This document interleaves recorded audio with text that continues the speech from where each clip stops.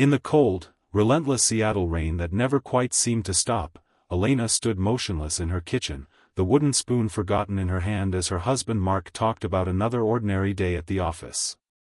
The words washed over her like background noise until the doorbell rang, sharp, insistent, like fate knocking one last time. She opened the door to find Lucas standing there, soaked through, dark hair plastered to his forehead, eyes carrying 10 years of unspoken pain, and in his trembling hand, an old photograph that would unravel the life she'd so carefully built. What if the love you buried in your college past returned, not alone, but with the daughter you were told had never survived? Elena's breath caught as she stared at the picture, a 9-year-old girl with her own emerald green eyes and Lucas's wild, dark curls, laughing on a park swing as if the world had never broken her heart. "She's ours, Elena," Lucas said, voice rough and low, barely louder than the rain drumming on the porch roof. "Her name is Amelia. She's been asking about her real mom for years." 10 years earlier, their love had been wildfire, stolen kisses in the university library stacks at 2 a.m., bodies tangled in dorm room sheets that smelled like coffee and young dreams, promises whispered under star-drenched skies while the city slept below.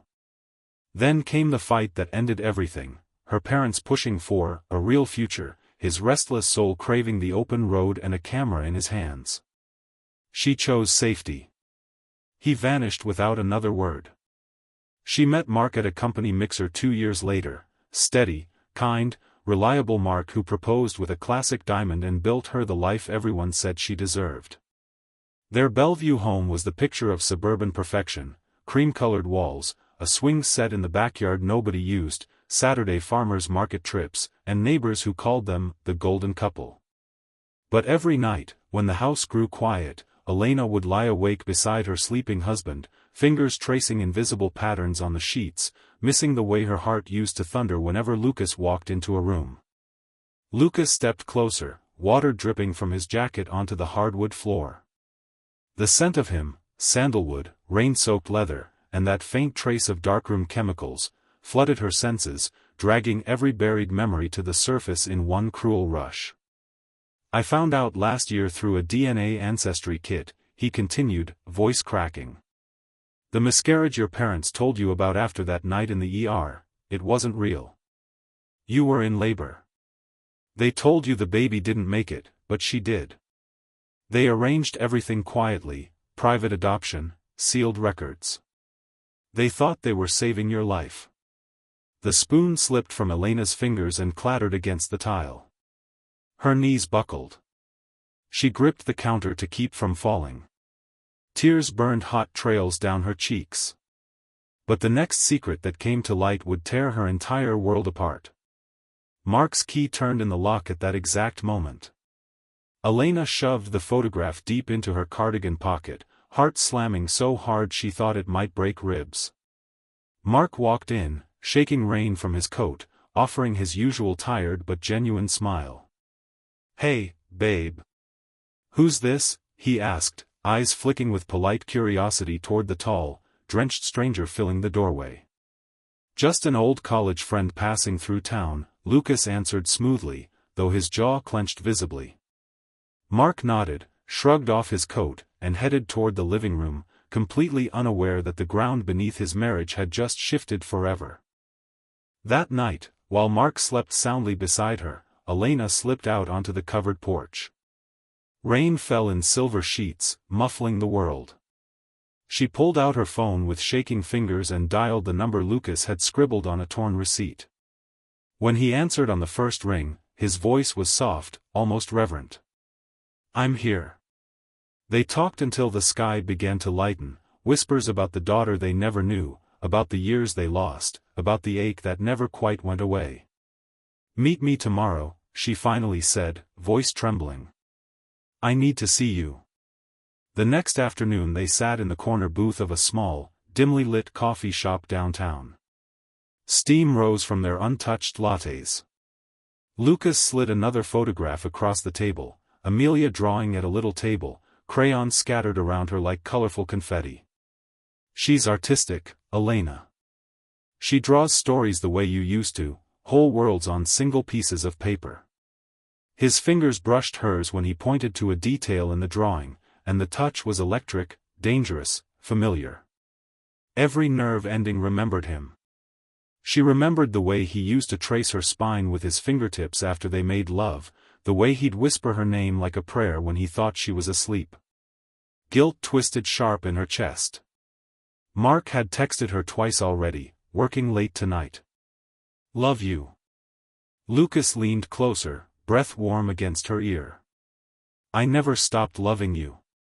Not for one single second of the last 10 years. Elena pulled back, tears welling again. I'm married, Lucas. I have a life. I can't just. Her words dissolved. As she stood to leave, her phone buzzed, an unknown number.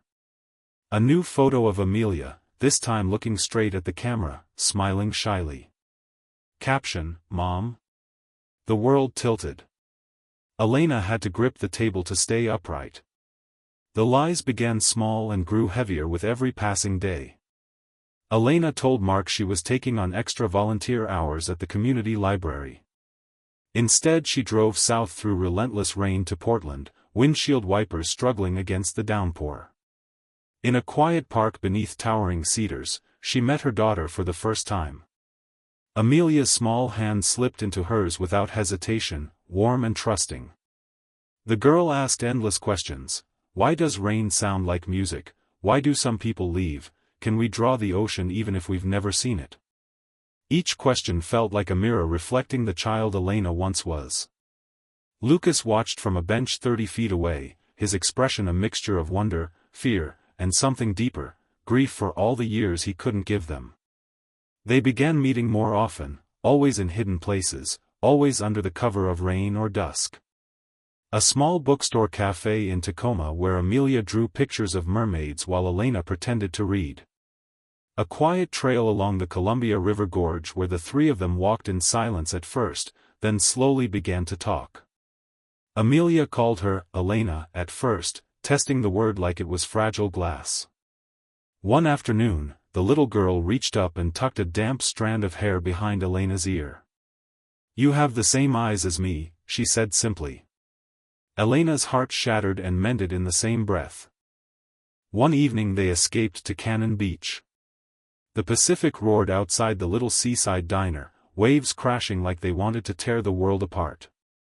Over plates of untouched fish and chips, Lucas told her the rest of the truth. After we broke up, I started getting chest pains. Doctors said it was a rare genetic heart condition. Progressive. Incurable. I thought I had maybe 10 years, maybe less. I didn't want to chain you to someone who was dying. Elena's tears fell freely, splashing onto the table. You left me because you were trying to protect me, she whispered. He nodded, eyes glistening. Under the soft glow of string lights swaying in the wind, they kissed, slow, hesitant at first, then desperate, starving. Her fingers curled into his wet shirt. His hands slid up her back, pulling her closer until there was no space left between them.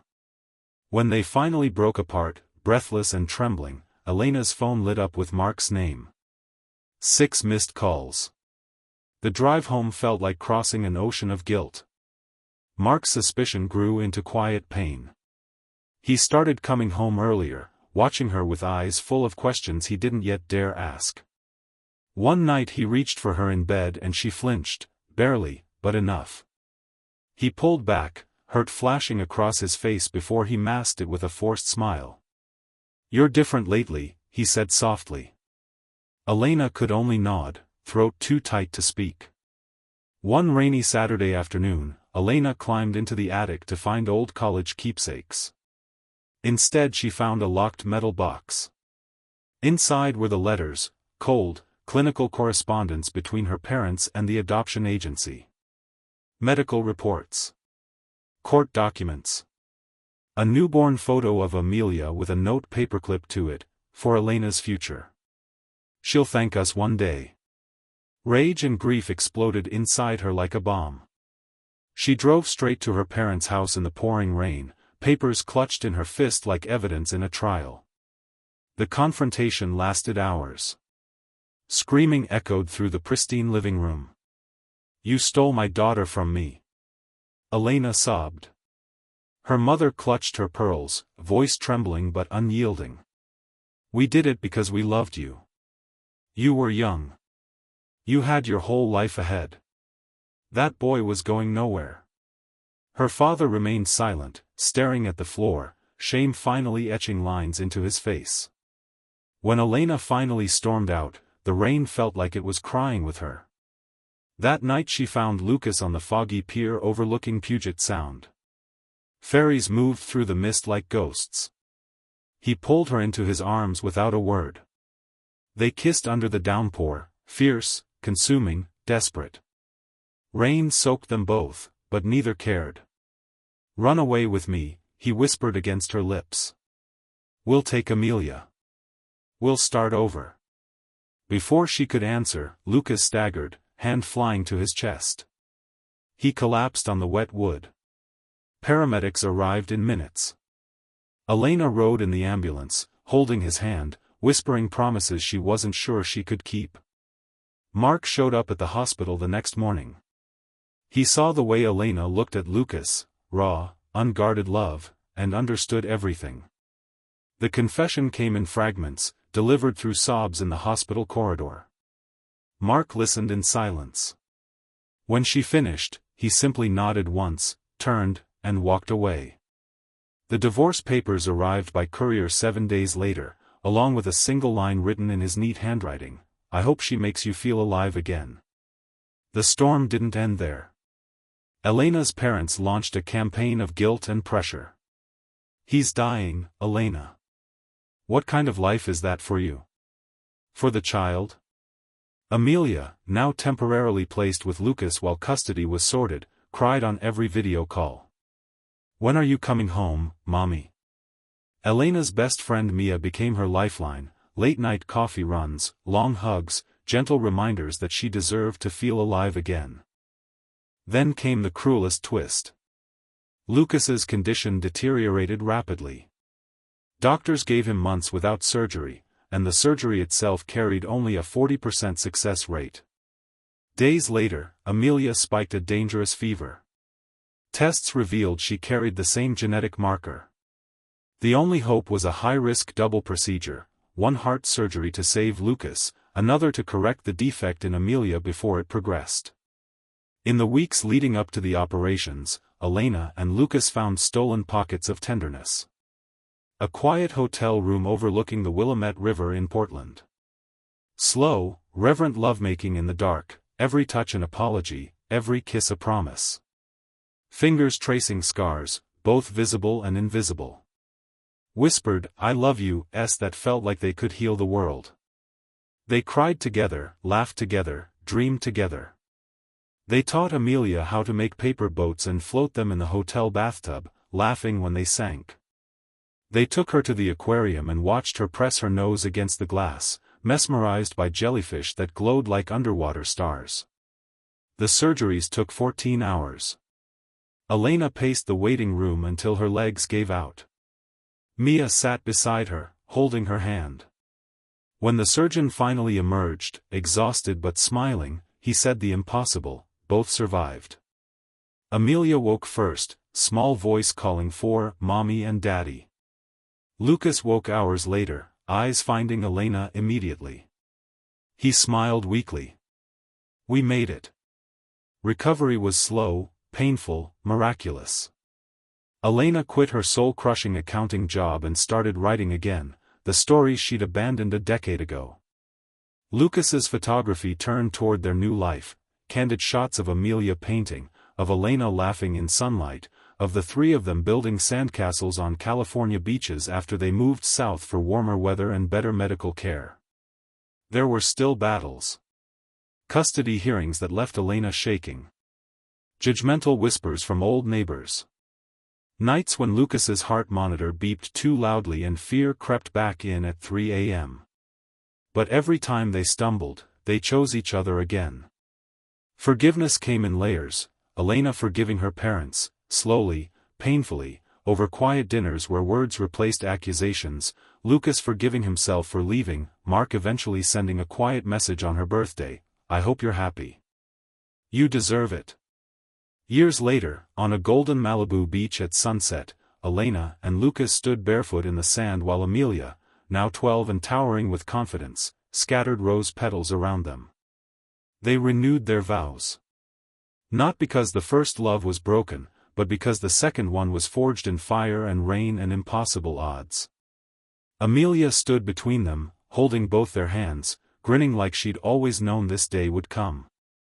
In the quiet spaces between heartbeats, the truth settles like soft rain after a long storm. Sometimes the most devastating secrets are the bridges that lead us back to who we were always meant to be.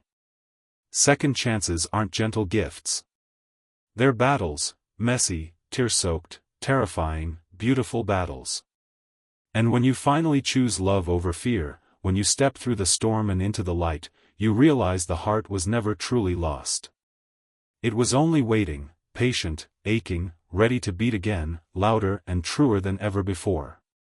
If this story wrapped itself around your heart and reminded you that some loves are worth every tear, every risk, every impossible second chance, please like the video right now, it truly means the world to us. And subscribe to Epic Love Secrets with notifications turned on for more soul-shattering, deeply romantic narrated love stories that prove the greatest love stories are the ones we almost lost forever.